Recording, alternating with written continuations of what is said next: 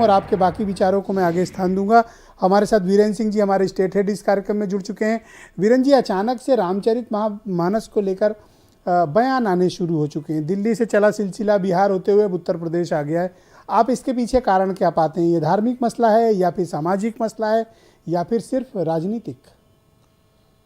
देखिए, ये पूरी तरह से राजनीतिक मसला लगता है और ऐसे समय में बोलकर स्वामी प्रसाद मौर्य हो या चंद्रशेखर यादव हो, बीजेपी के सामने ये लोग आत्महत्या कर रहे हैं अपनी पार्टी की। क्योंकि बीजेपी इस देश में राम के नाम पर, राम राज्य के नाम पर हमेशा सियासत करती रही, वो चुनाव लड़ती रही, वोट मांगती रही और सत्ता में भी कई बार वो आई और आज भी है। राम उनके लिए हमेशा आस्था और आदर्श का केंद्र रहे। तो स्वामी प्रसाद मौर्य का ये बयान समाजवादी पार्टी को बहुत नुकसान पहुंचाएगा। जिस देश में सैकड़ों सालों से जो ग्रंथ चले आ रहे हैं, लोग उनका अनुसरण करते हैं। ये ग्रंथ हमारे सामाजिक जीवन पर तत्कालिक तौर पर जो प्रकाश डालते रहे, वो आज सैकड़ों साल बाद भी डालते हैं और रास्ता दिखाते हैं। बहुत सारे साहित्य उस समय भी लिखे गए और जब जिन पर लोगों की सहमति नहीं हो सकती है, बहुत सारे बिंदु हो सकते हैं, लेकिन रामचरितमानस और रामायण पर यह कोई महाभारत नहीं कर सकता। इसकी अनुमति, इजाज़त किसी को नहीं है।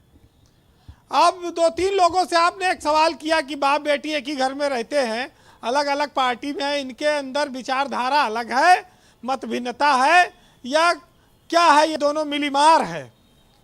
विजय जी, एक प्रसंग है, हिरण्यकश्यप जो था वो राक्षस था और उसका लड़का प्रहलाद था, वो भगवान का भक्त था। होलिका प्रहलाद को लेके आग में बैठ गई, होलिका जल गई, प्रहलाद बाहर निकल आए।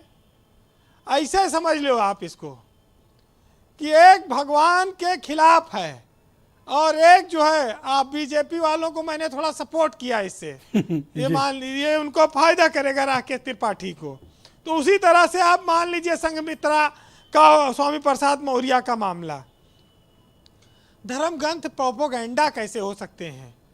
वो तो समाज को आईना दिखाते हैं, रास्ता दिखाते हैं, हमारे पथ प्रदर्शक हैं और मतलब पूरे जीवन अगाध आस्था है हिंदू धर्म की रामचरितमानस में जी। सैकड़ों साल हो गए, लेकिन उनकी विश्वसनीयता वैसे की वैसे है। उनकी बातें आज भी दैनिक जीवन में सफल हैं। उनके उदाहरण, उनके उद्धरण सब हमको ताकत देते हैं बीमारी में, परेशानी में, गरीबी में, संकट में। कोई देश पूछा गया कैसे आगे बढ़ता है, तो एक सज्जन ने कहा जी कि जब आप एक दूसरे की टांग खींचना छोड़कर हाथ खींचना शुरू करेंगे तब देश ऊपर जाता है, समाज ऊपर जाता है।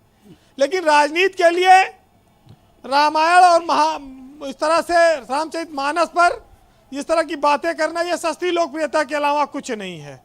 स्वामी प्रसाद मौर्य ने 85 और 15 की लड़ाई की जो बात करते हैं, जिसमें वो ओबीसी और SC/ST की बात करते हैं, सवर्ण की बात करते हैं, भारतीय जनता पार्टी 85 और 15 का जो उसका इशू है वो हिंदू और 85 में हिंदू, 15 मुसलमान का इशू। तो वो बीजेपी को बड़ा लाभ दे रहे हैं एक तरह से कहा जाए। भगवान राम हमारी संस्कृति का आस्था है, लेकिन इस देश में कई बार कहा गया विष्णु बिस्की में, फलाना रम में, तमाम बातें लोग कह देते हैं आए दिन। इस पर रोक लगनी चाहिए, ये कोई अच्छी बात नहीं है। स्वामी प्रसाद मौर्य जैसे लोग चाहें तो बीजेपी को महंगाई पे घेरें, बेरोजगारी पे घेरें, पेट्रोल डीजल पे घेरें, क्राइम पे घेरें, इस पे नहीं घेर पाए। वो 5 साल वहाँ मंत्री भी रहे।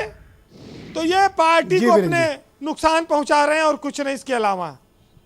देखिए, रामायण, महाभारत ये सब हमारे लिए बहुत आस्था का केंद्र रहे और रहेंगे, लेकिन ऐसी बात देकर हमारे समाज में जो विघटन पैदा किया जा रहा है, लोकसभा चुनाव तक अगर ये माहौल बना रहा तो फिर सफाया हो जाएगा विपक्ष का, फिर तो बीजेपी के लिए रास्ता बहुत आसान हो जाएगा। हम लोग हर साल कहते हैं कि असत्य पर सत्य की जीत, बुराई पर अच्छाई की जीत, राम के लिए बनकर रावण, हर साल रावण हम जलाते हैं। पर क्या हम अपने समाज में फैली हुई इस मानसिक बीमारी और बुराई को मिटा पाए? क्या आज तक ऐसा हुआ? कितना रावण दहन होगा? यहाँ असंख्य रावण बैठे हैं जो अपनी भाषा से, अपने चरित्र से, तमाम ऐसी चीज़ों से रावण बनते दिखाई देते हैं। भगवान को पाना ईश्वर, हिंदू, मुस्लिम, सिख, ईसाई सब जी। का अंतिम लक्ष्य जीवन का वही है। जी वीरेंद्र जी। और एक साहित्यकार ने लिखा है कि संसार से भागे फिरते हो, भगवान को क्या तुम पाओगे, और इस लोक को भी अपना न सके, उस लोक में पछताओगे। ये पाप है क्या, ये पुण्य है क्या, और रिश्तों पर है धर्म की मोहरें हैं, और हर युग में बदलते धर्मों को कैसे आदर्श बनाओगे, और अपमान रचयिता का होगा, रचना को अगर ठुकराओगे, संसार से भागे फिरते हो, भगवान को क्या तुम पाओगे। जी वीरेंद्र जी, बहुत बहुत शुक्रिया आपका, बहुत बहुत धन्यवाद। बहन भाइयों, परिचर्चा को आगे बढ़ाते हैं। मेरे साथ दीपक मिश्रा, जाने माने सोशलिस्ट लीडर और